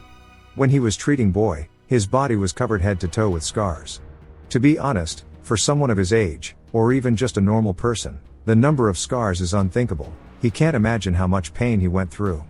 Haru asks Boy how he got so many scars. Boy looks down, saying he got more and more as he tried to escape the basement. She realizes how hard of a life he's lived until now and says it must have been quite tough. But he says no. These scars are proof that he has fought, and he doesn't think of them as difficult memories. Mario says he doesn't believe him, asking how he knew the apocalypse was coming, and if he did, why didn't he let others know? They could have prepared if he had told them. Boy says his father mentioned that humans were the enemy, so he didn't even consider cooperating with them. He doesn't really trust them either. But when he needed it, they helped him. That's something he didn't expect. He doesn't know why his dad taught him that all humans are evil, but at the very least, he doesn't think these people are bad. Necklace says whatever the case, he's important to them since he's the only one who can defeat the monsters. As we see, they've collected them in a box. Mohawk sighs, saying it would be nice if they could also feel where the weak points are, then he'd whack their cores and get rid of them. The Guardian says maybe Boy will be able to gain more information about the monsters if he finds his mother. Mario asks what they even plan to do with that information, saying they don't know if they'll even be alive tomorrow. Above ground is a whole different experience. Fortunately for them, the entrance is covered up by the destroyed building above them, so this place is relatively undetectable by the monsters. The monsters would have to go deep within the broken building where there's barely any light and get past all the debris blocking their path to find the entrance. But that's all. As he said, they were fortunate. It's not unlikely for the monsters to come in and attack again. Mohawk says he shouldn't be so pessimistic, at least they have enough rations. When they head to their food closet, they see debris has cluttered it, destroying everything. Mohawk asks if this is really the right place, and the Guardian says it's worse than they thought. Glasses quickly runs in like a demon, grabbing a can of food and sneaking off with it at Mach 4. While everyone is reorganizing their thoughts, Balm says that now that it's come to this, they need people to go up to the surface, asking for volunteers. Mohawk says he'll do it, staying underground for over a week is suffocating. The Guardian says his wounds haven't healed, and he'll go instead, but his arm hurts a ton. Balm says it's too early to take off his bandages and that he should go back and rest. He looks around, saying maybe there's someone who isn't hurt. Glasses nervously shakes her head, saying hell no. Mario says only idiots would go up, and Necklace agrees. The robed person puts their hands up in an X. Balm sighs, saying this is bad, they only have enough rations to last about a week. Boy steps up, stretching, and says he'll go. Balm says he'd feel reassured if Boy did. Boy says he has to go to the surface to meet other people anyway to figure out about the picture, so he might as well find a better base than here. He hops up on the escalator track, saying most importantly, he really doesn't like basements because they remind him of home. Somebody else steps in, saying they'll go with him. He turns to see Bullcut and a woman. She says she's sorry for not helping him back then, and she was thinking about doing something, but her feet wouldn't move. She's gained courage from watching him, and even though they're not that different in age, seeing him face the monsters gave her hope. Bullcut agrees, saying that's right, even if Boy was trained, he still put his life on the line to protect them, and Bullcut would have run if it were him. Balm asks if anyone else wants to go and looks over, seeing Haru slowly walking forward, shaking. He says he knew this would be too hard for her. Bullcut and the woman both ask if Boy is ready, then sit there nervously, waiting for his reply. He asks them what's wrong and why they're staring at him. He's only wearing his shorts. They tell him he should probably wear something else. Necklace hands him something, saying she stitched some clothes for him while he was asleep. He's surprised, and she says it's an honor. She might not look like it, but she's a first-rate designer. There was a time when people lined up to wear her clothes, though it doesn't matter now since her clients are gone. Boy starts to get a different feeling. When his father used to give him clothes, Boy often told him he heard that on the surface, people wore all kinds of clothes. He'd ask his father why he kept bringing him dirty ones, asking if there was anything else.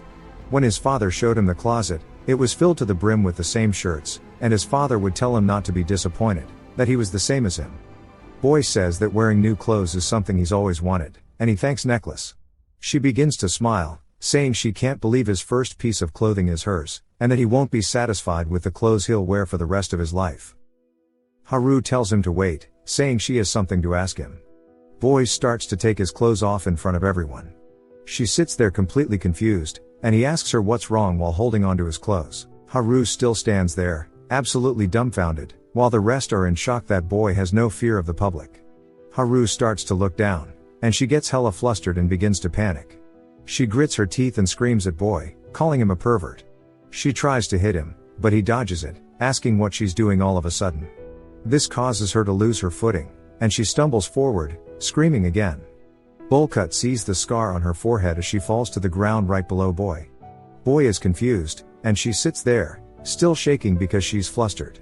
He asks her why she's not standing up, and she yells at him, telling him to hurry up and put his clothes on. He says okay, still not understanding humans, and we see Boy is now dripped up, looking clean. The Guardian says, come to think of it, I wonder how the monsters knew to attack this place, saying it might have been a coincidence. Glasses notices something and sees that those people were cooking, spotting the lighter. She picks it up, saying it's all hers. Boy tells her it could have been because of the food, as the monsters are attracted to fire. Both the Guardian and Balm can't believe the monsters had such a characteristic.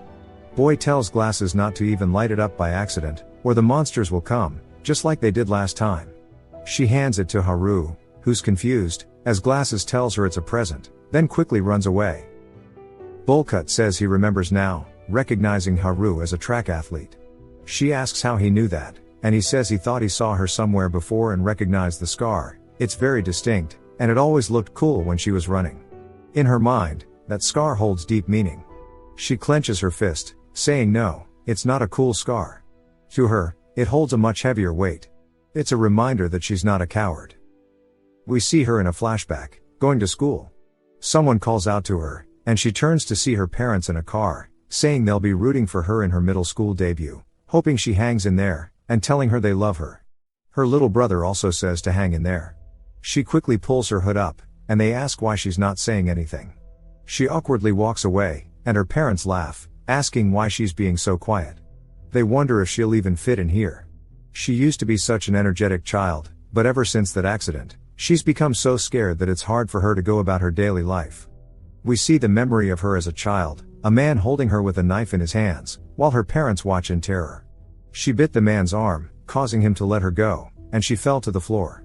He began to approach her, and as she watched in horror, she knew she was done for when he raised the knife and slashed it across her forehead. That's how she got her scar. Her eyes went blank from absolute fear, and she fell unconscious. When she woke up, bandages were on her head, and her parents were surprised to see her awake. She sat there panting, and they told her it was okay, they caught the guy, so she could finally calm down. But in her mind, she still saw him standing before her, and her wound began to reopen. In middle school, she grew her bangs out to cover the scar so she wouldn't stand out. We see some classmates talking to her, and she glances out the window, haunted by the memory of that day. Some people ask her what she's scared of most. Her heart starts to race, and she says she's scared of dying. Her friends look at each other, confused, saying they were talking about scary movies. We jump to track practice. One of the teachers is clicking a stopwatch, saying it's time for the next runners.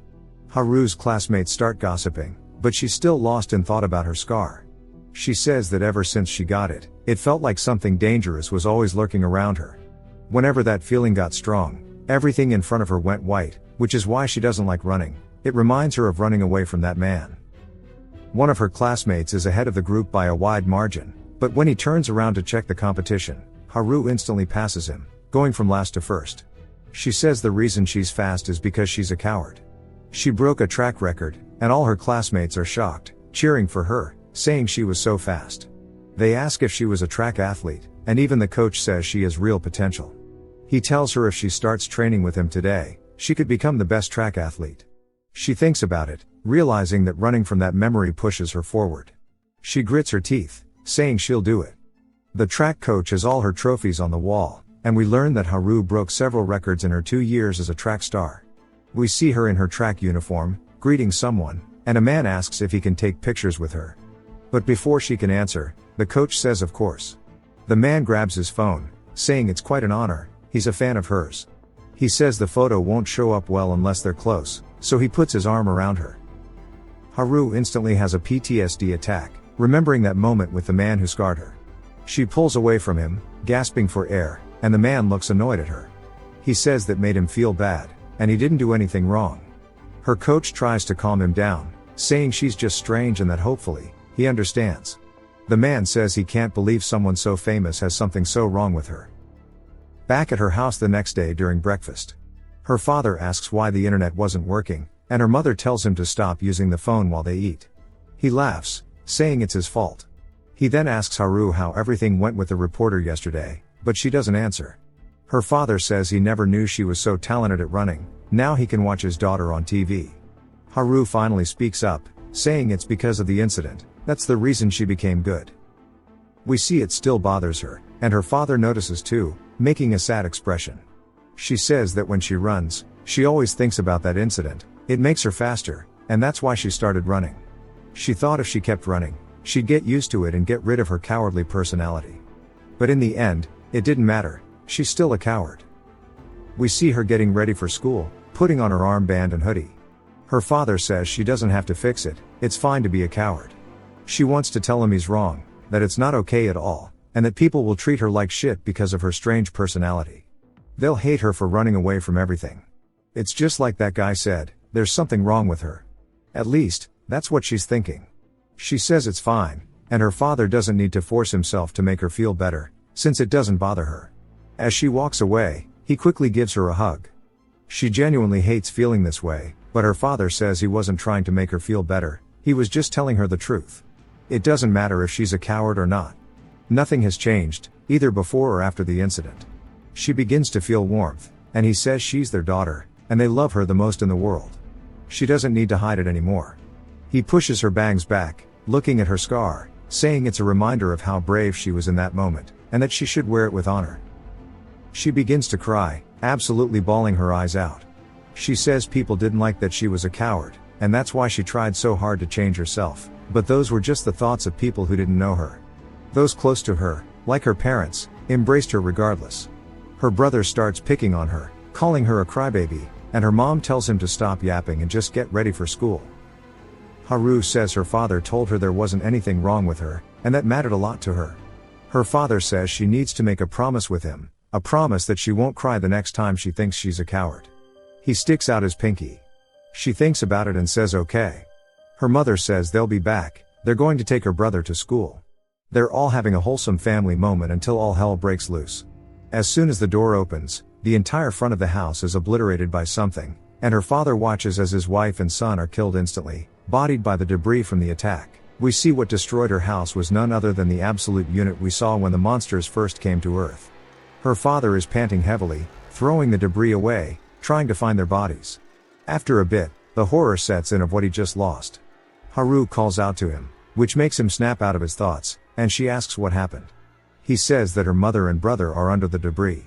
We see her horrified, staring at something. It's her father, who lost his leg from the debris, yet still made it all the way over to them. She quickly runs to him, but he yells at her not to get any closer, as what lies in front of him is her mother's bloodied hair. Haru begins to tremble in shock, falling to her knees. She starts to recall both her mother and brother's faces, becoming overwhelmed by a swirl of emotions ranging from fear, panic, and anxiety. Her father tells her that she can escape, snapping her out of her thoughts. He says he'll stay with her mother and brother. She screams, saying no, he can't say that, and asking how she's supposed to leave him behind. He says he's the only one she has left, and she won't run away, because if she runs now, she'll never be able to forgive herself. Her father knows he can't escape as he watches the monsters chase down the citizens. Haru stands up, gritting her teeth, saying she won't run away. But she begins to get a PTSD attack, seeing multiple shadowy figures running at her. Her heart races, and we see in her eyes that she's starting to panic. As her father slowly turns to her, the shadowy figures begin to envelop them both. When she finally makes eye contact with him, she sees a bright light behind him, but it doesn't matter. The shadowy figures completely swallow her whole, causing her to lose her balance, and I'm assuming she falls unconscious. She reflects, saying her father once told her it was okay to be a coward and that nothing was wrong with her. But he was wrong. It turns out she actually abandoned her father.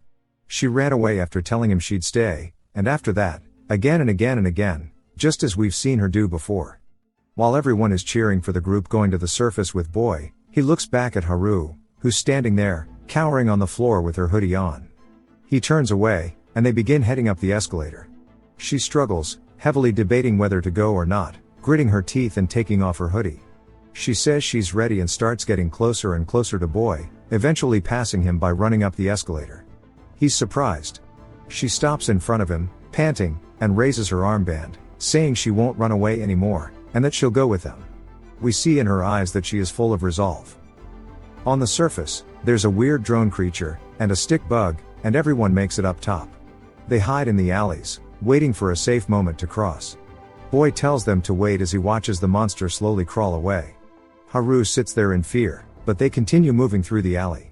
Boy says they can talk now that it's safe.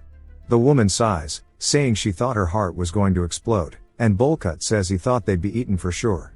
He wonders how the map is coming along. We learn that before they started, Boy gave Haru a paper, saying they have to make a map.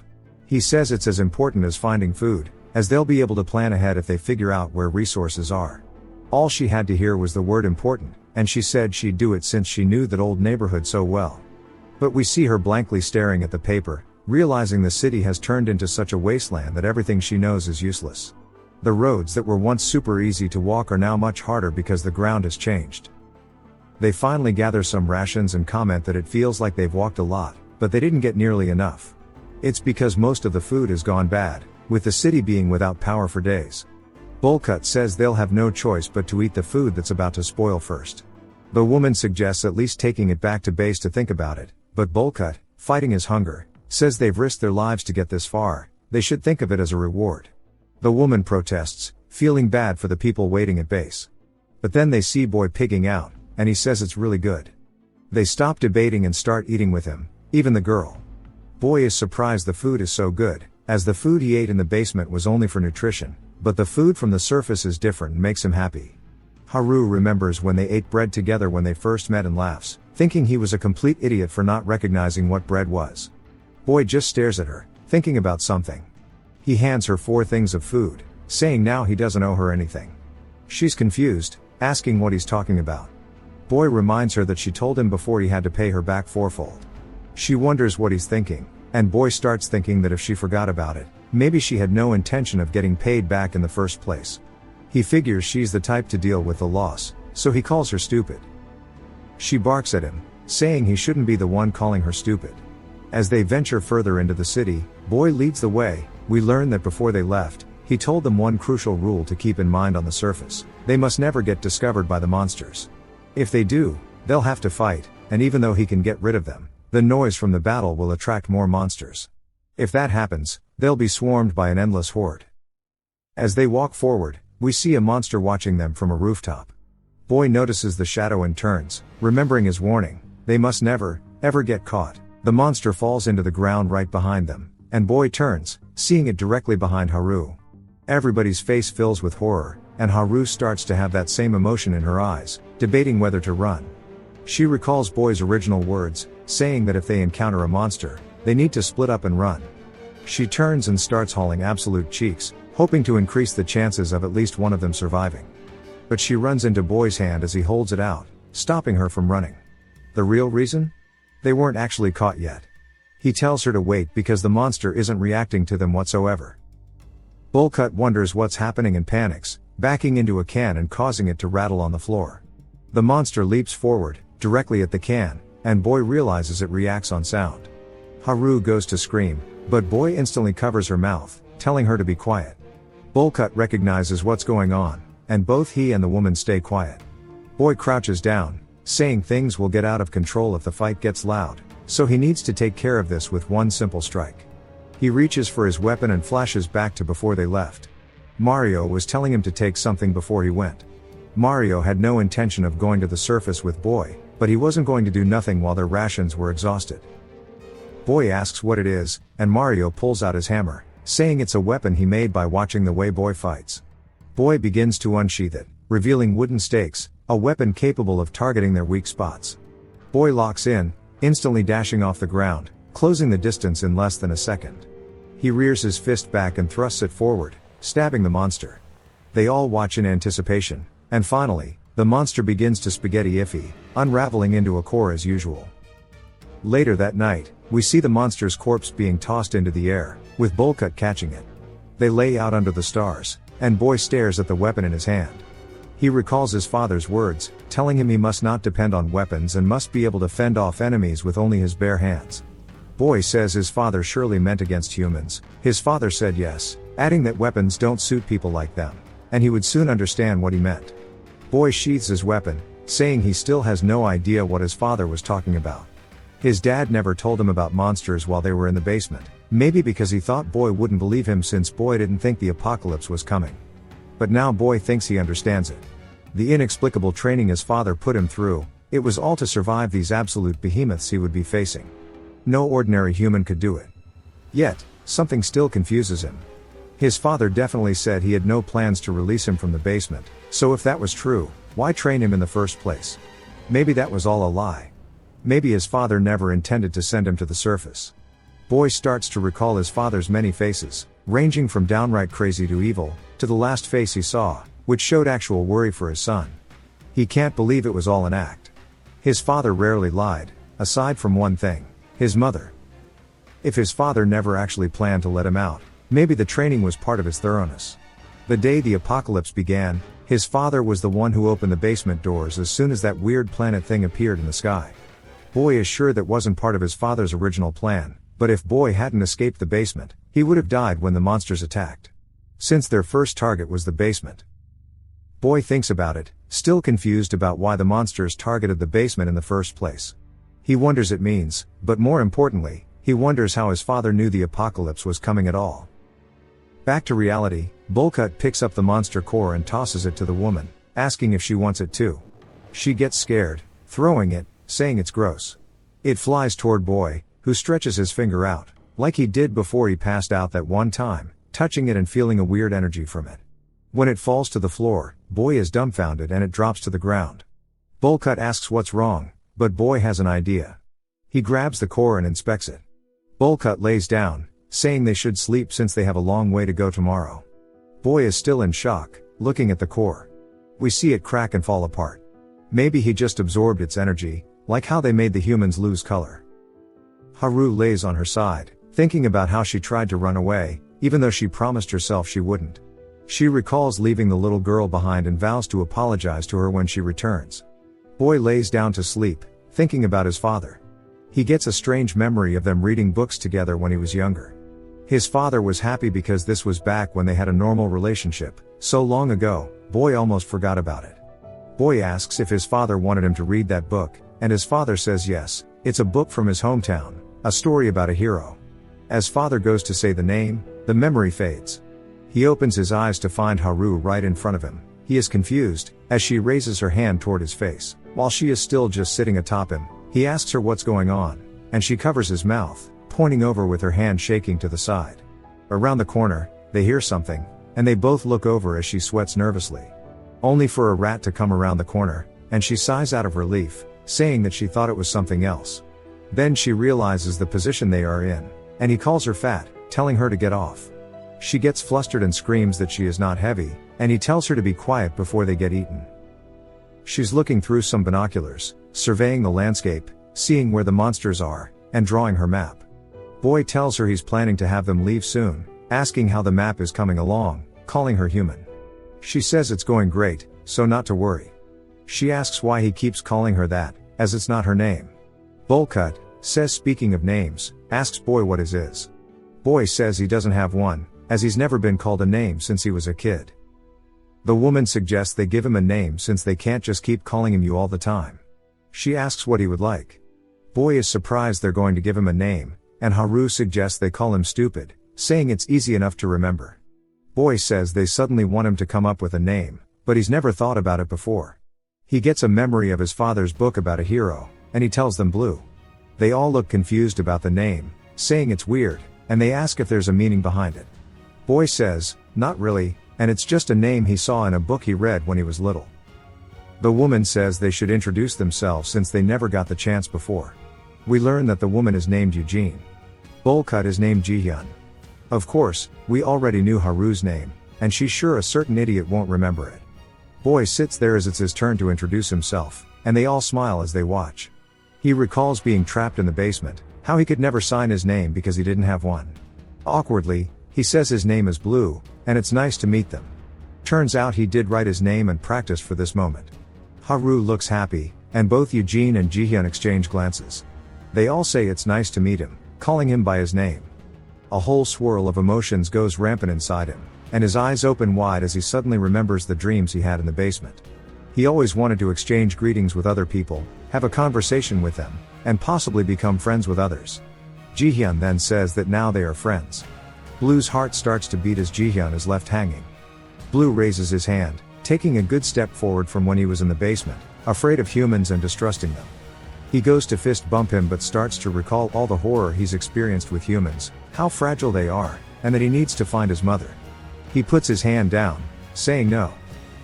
Haru and Eugene are surprised.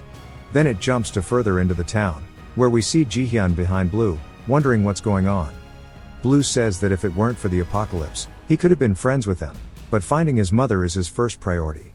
It's not the time to make his dreams come true. They hear a loud scream from a human, and they turn to see a guy being eaten by the Guak Guak 9000, and he screams for it to get off him. Eugene steps up, and Blue tells her to wait, asking what she's thinking. She says they need to help him because he might die if they don't. Haru and Jihyun both look nervous. Blue says no. The fact that they heard him means the other monsters are on their way. Eugene says they can just save him before that happens. Blue grits his teeth, saying it doesn't seem like she remembers what he said before they left. She promised to do as he said in exchange for coming with him to the surface. Eugene grits her teeth as the man continues to scream. She instantly jumps off, going to help him, and Blue calls her an idiot. Eugene grabs a stick off the ground and charges at the man, surprising the survivor, and she stabs the monster in the back. Since she can't pull it out, she throws the stick to the floor, causing the monster to get some distance. The guy is surprised that there are other people, and Eugene tells him to shut up, saying they'll take him somewhere safe. The man yells for her to watch out as the monster flies directly at her, and right before it bites her, Blue comes in, saving her by stabbing it in the back, causing it to unravel into strings. The guy asks how he did that, and Blue, angry, asks Eugene if she has any idea what she just did because she has now put every single one of them in danger. A bit later, they ask the guy how his condition is, and he says that his leg is broken. So he thinks one of them has to help him, and Blue says that he knew this shit would happen. His instincts start to kick in as he hears monsters, and he says they must have come due to the fight. Then, Blue tells the man, no, they cannot help him anymore, and they've put themselves in enough danger by saving him from the monster. He then tells Eugene that if she really wants to help him out, he doesn't care, but in that case, she should not follow him ever again. He reminds her that she promised to do as he said in exchange for coming with him to the surface. Jihyun looks worried and tries to convince Eugene, saying Blue is right. They don't have time to be worried about others, and he begs her to come back for those waiting in the basement. She starts to stress, thinking about it, and we see her hand shaking.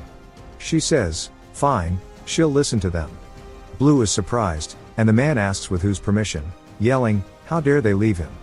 Blue looks worried that he is being too loud, and the guy says that if they leave him, he'll die and that this is murder. He begins to scream loudly, saying these guys are killing him.